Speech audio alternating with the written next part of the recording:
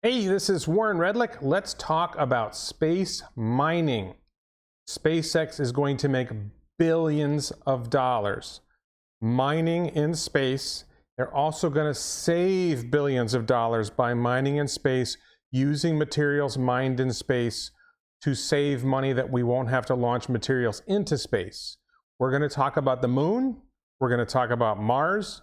We're going to talk about asteroids near and far. Are you ready? Let's go.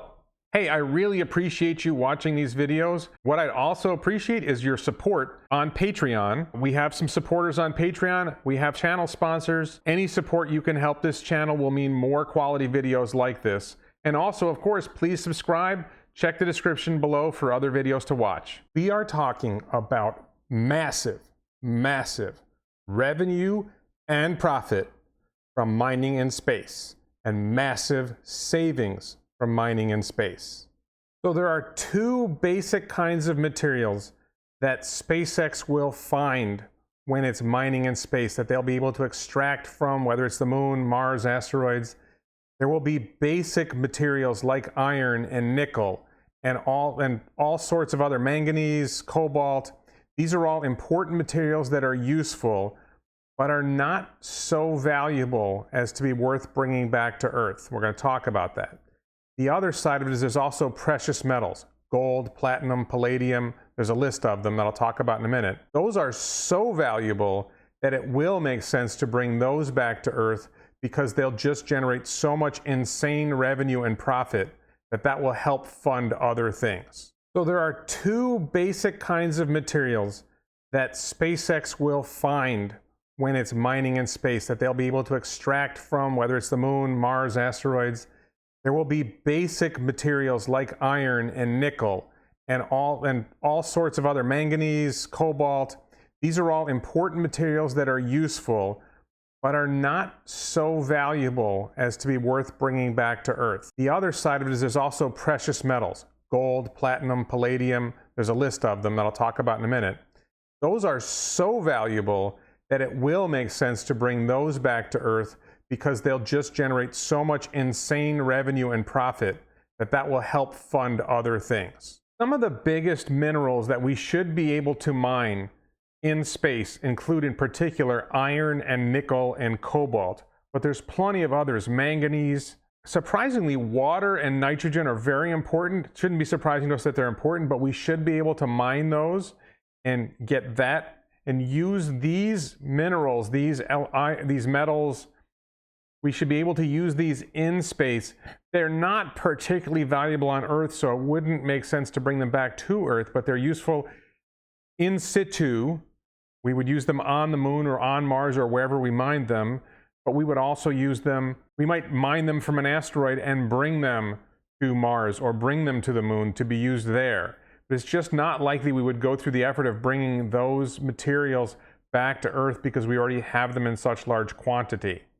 So all of these non-precious metals are going to be useful for building colonies or building things that we'll use in space, spaceships or O'Neill colonies. By not having to launch those materials into space from rockets from Earth, SpaceX saves billions of dollars.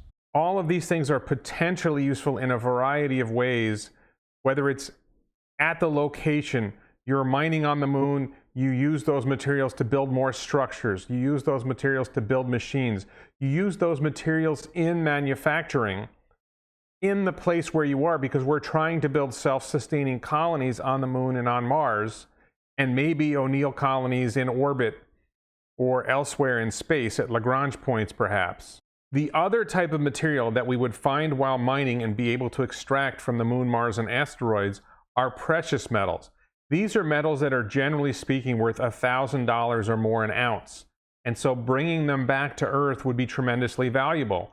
For example, gold is worth about $2,000 an ounce. So if you brought 100 tons of gold down to Earth, it would be worth in the ballpark of $6 billion. Now that's a lot of money.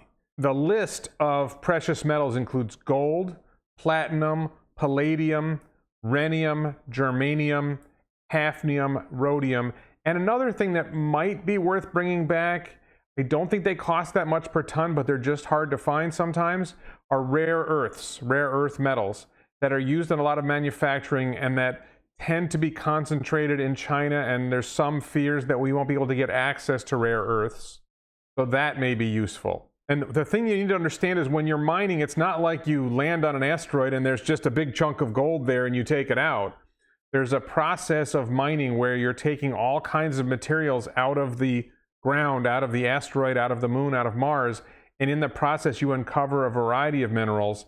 So in the process of mining, you would need to separate out, okay, this is iron, this is nickel, we're going to keep this here. Oh, look, we found some gold. Look, we found some platinum or palladium.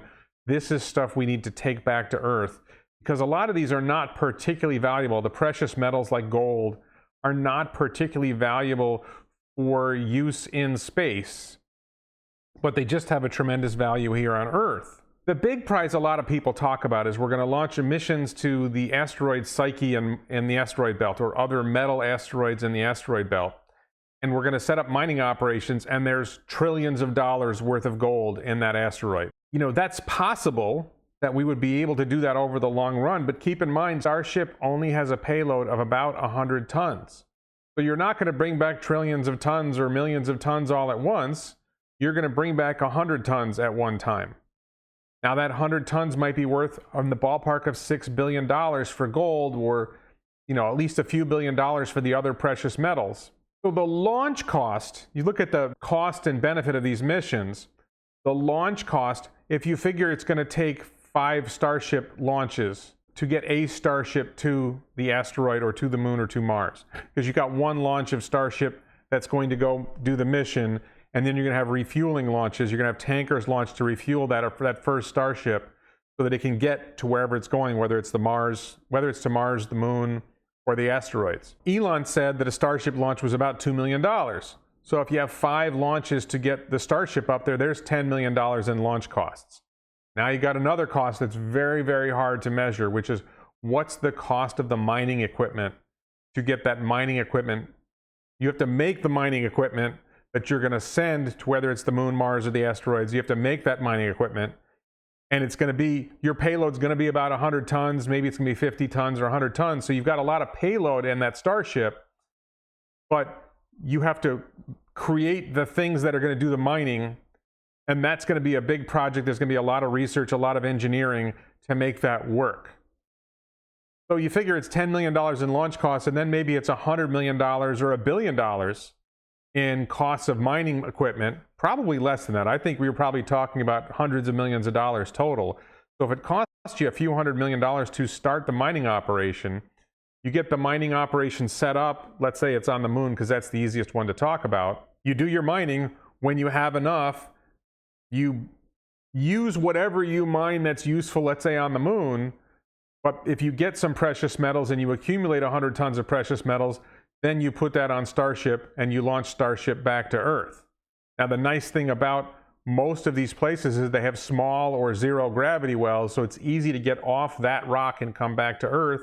And then landing on Earth is also not a huge challenge. So the biggest fuel cost is getting whatever it is you're getting off of Earth. That's the biggest fuel cost, getting it up to a speed so it can escape the Earth's gravity, or escape the Earth's gravity enough that it can get to where it's going.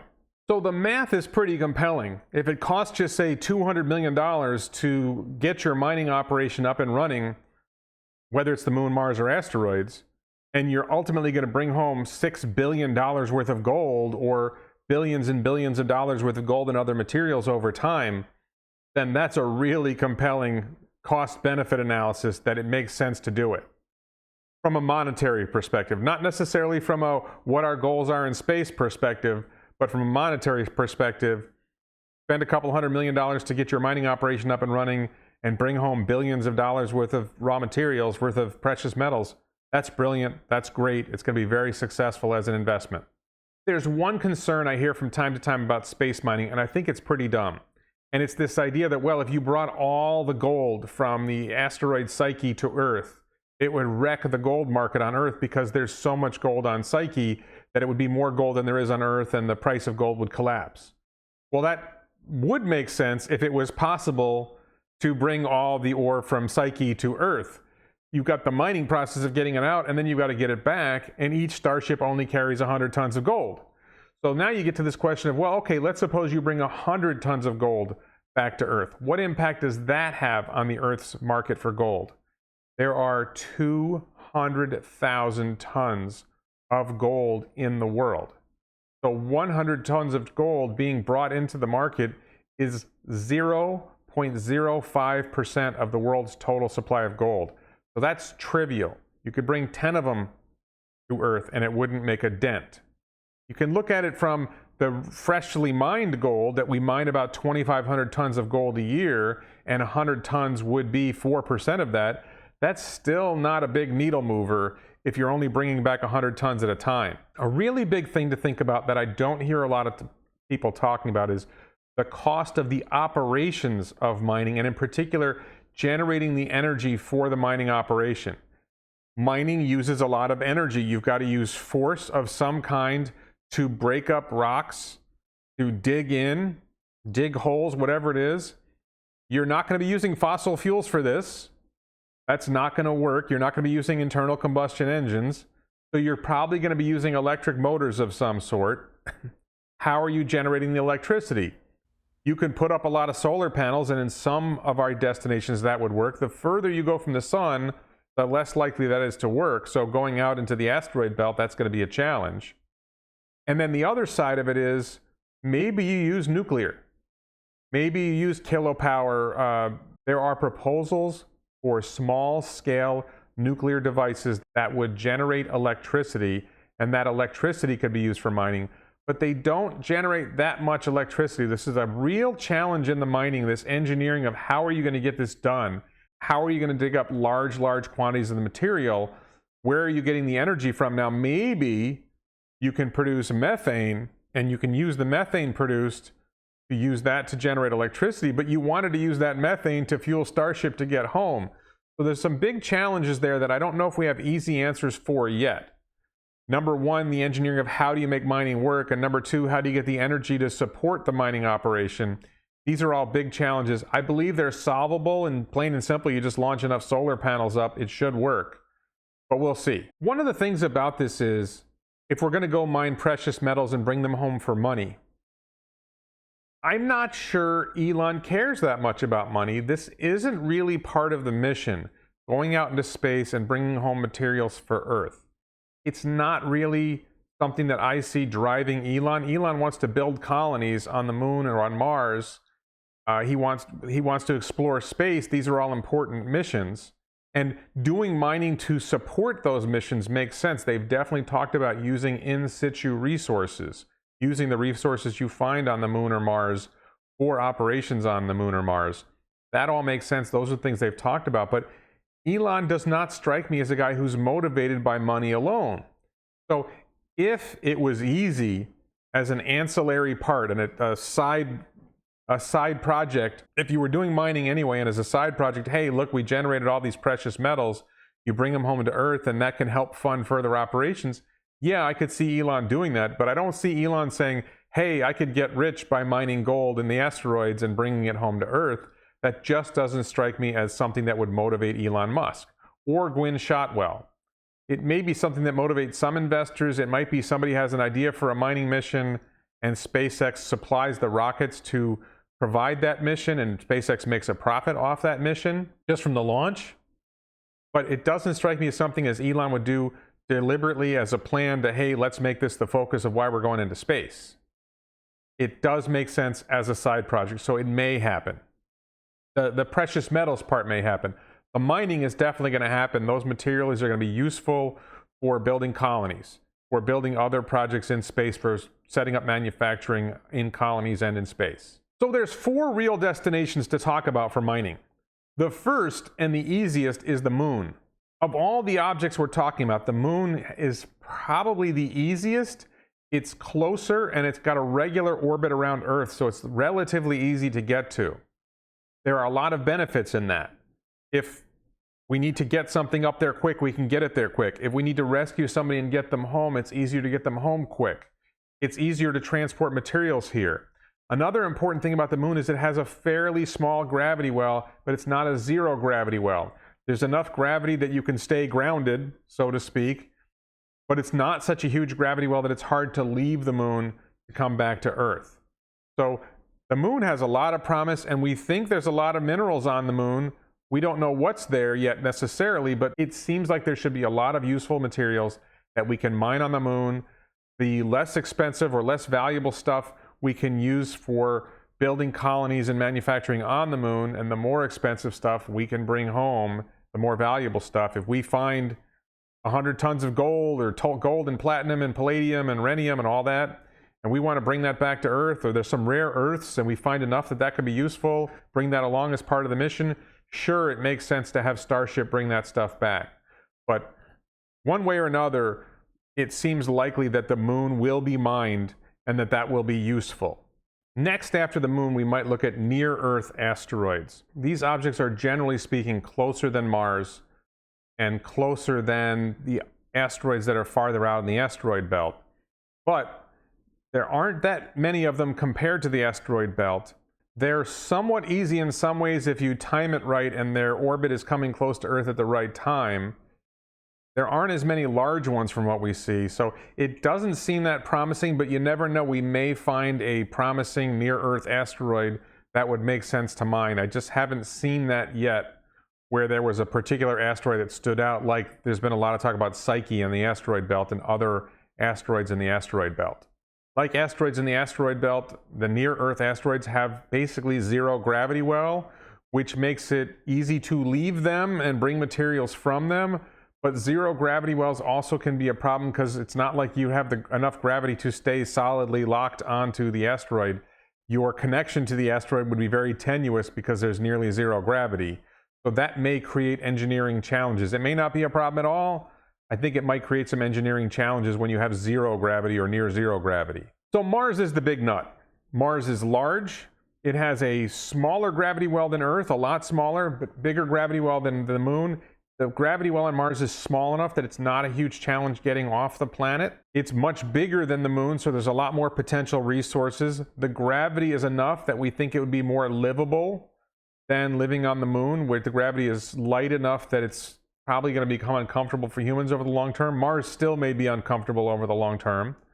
Mining Mars is obviously great for in situ resources, getting water, getting other materials to build a colony. There's so many great things that we can do with the material we find on Mars, and as with everything else, if we find gold, platinum, palladium, etc., we find these precious metals, as part of a return mission, if you could bring home some tons of gold, palladium, whatever, that's great. Bring that home. It's an extra boost to whatever your mission was. You make some extra money out of it. Primarily, the mining on Mars is going to be for developing the Mars colony, which I think is really the primary mission, is let's build a Mars colony. Mars does not have a zero gravity well. It has a gravity well. The last spot we might mine is in the asteroid belt. There's a number of asteroids. The most popular one that people talk about is Psyche, but there are others. There is a mission heading out to Psyche at some point in the near future, 2022, I believe. The asteroid belt is even farther than Mars, so it's a little harder to get to. Really not that much harder, but it's harder to get to. The orbits of the asteroids in the belt are somewhat more regular.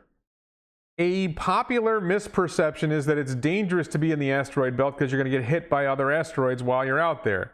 And the reality is that while there are a lot of asteroids in the asteroid belt, the asteroid belt is really, really, really big. So even if there were 1 million asteroids in the asteroid belt, you spread them out over that orbit, outside Mars orbit, and there's just not enough to fill it. So the typical asteroids are hundreds of thousands or millions of miles apart. It's not like you're going to get bombarded with other asteroids while you're doing your mining operation. Maybe there'll be an occasional danger, but generally speaking, it should be okay. Now, what do you do when you mine Psyche and you get a lot of iron? Well, you could bring that to Mars because it's not that far away if the orbits time out right. It doesn't really make a lot of sense to bring iron and nickel back to Earth because they're not valuable enough to justify that mission. But it seems likely they will find some uses for it, and maybe you pile the nickel and the iron up and the other relatively useful metals, and when you have enough of it and you're getting close to a Mars approach, then you bring that metal to Mars. it seems to me if you're mining for those minerals, it would make more sense to just mine them on Mars. I'm not sure I buy the case for mining the asteroid belt. If you could mine it on Mars and use it on Mars, why would you mine it in the asteroid belt? What's the gain there? If you were going to be manufacturing in space, which seems like something we might do at some point, or if you were going to be building O'Neill colonies, these rotating colonies that Jeff Bezos has talked about, it would make sense to use material from asteroids possibly to build those, to build operations in space, in zero gravity space or in certain orbits.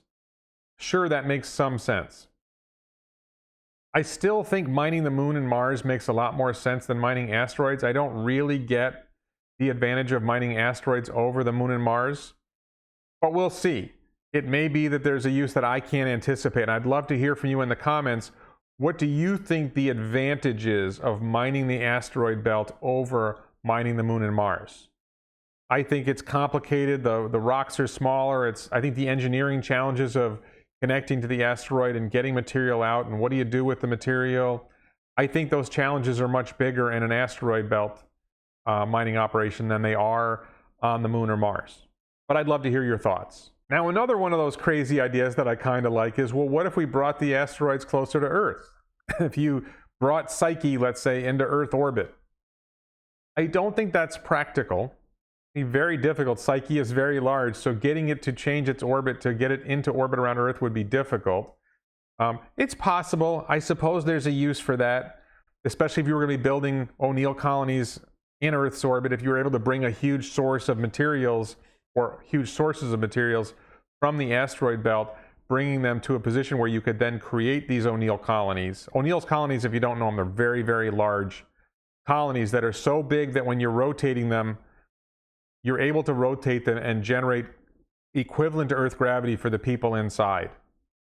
It sounds preposterous, but I think it's possible, and maybe asteroid mining would make sense for that purpose in particular.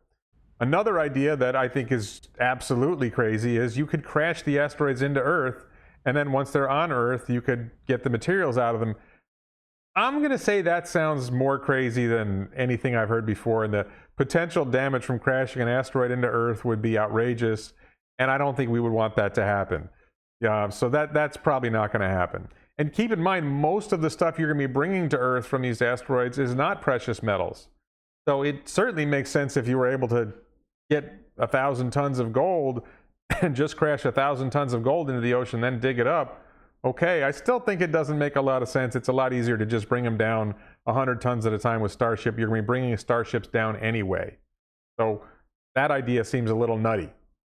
I don't think we're going to do that. If you like this video, I think you also might like my update on Starship and Starlink, my video about 1,000 passengers on Starship, how they're going to get them all on there, my video about Starship version 2, or my other videos. Please subscribe right here. Thank you very much for watching.